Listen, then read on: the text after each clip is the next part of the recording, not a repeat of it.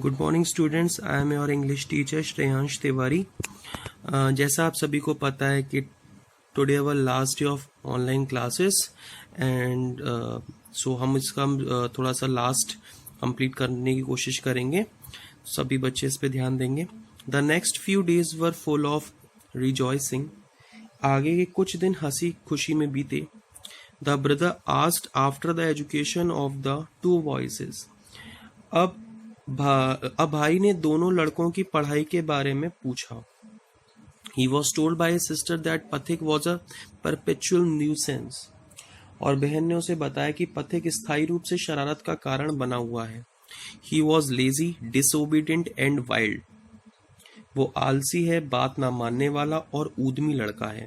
But Makhan was good as gold, as quiet as a lamb and very fond of reading।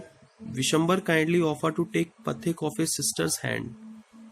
और उसने बताया कि वो आलसी है, बात ना मानने वाला है, ऊधमी है। ये सब किसके लिए कहा जा रहा है? पथिक के लिए। और इसके विपरीत था माखन। सोने की तरह अच्छा है, मेमने की तरह सीधा है और पढ़ने लिखने में मन लगाता है। विशंबर ने पथिक को अपने साथ ले जाने का सुझाव रखा and educate him with his own children in Calcutta. और उसने कलकत्ता में अपने बच्चों के साथ ही उसे पढ़ाएगा, ऐसा उसने कहा था। The widowed mother readily agreed. तो हुआ क्या, जब ये सुझाव रखा गया तो जो विधवा माँ थी वो इस प्रस्ताव से फौरन तैयार हो गई। When his uncle asked Pathik if he would like to go Calcutta with him, his joy knew no bounds. He said, "Oh yes uncle," in a way that made it clear that he meant it।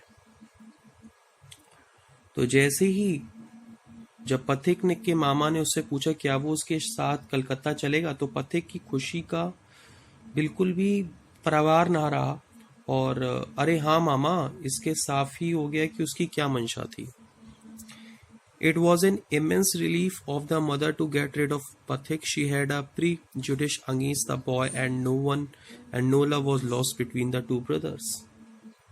माँ के लिए यह बड़ी राहत की बात थी कि पथिक से उसे छुटकारा मिल जाए। वो पथिक के प्रति पहले से ही थोड़ी सी परेशान थी, तो वह उसे पसंद नहीं करती थी, इसलिए दोनों भाइयों के बीच उसका वात्सल्य कभी बटा ही नहीं। She was in daily fear that he would either drown Makhan someday in river or break his head in fight or run him into some danger or other। At the same time, she was somewhat distressed to the Pathik's extreme eagerness to get away। और जैसा इसमें बताया गया है कि उन दोनों के बीच कभी उसका प्रेम बटा ही नहीं। उसे हमेशा ये डर बना रहता था कि पथिक किसी दिन माखन को नदी में डुबो देगा या झगड़े में उसका सिर फोड़ देगा या उसको किसी ना किसी मुसीबत में फंसा देगा। तो पथिक वहां से जाने के लिए बहुत उतावला हो रहा था, इसलिए माँ उससे जो दूर हो रहा था तो उसके कारण थोड़ा वो दुखी भी हो रही थी। नेक्स्ट पेज पर आते हम लोग।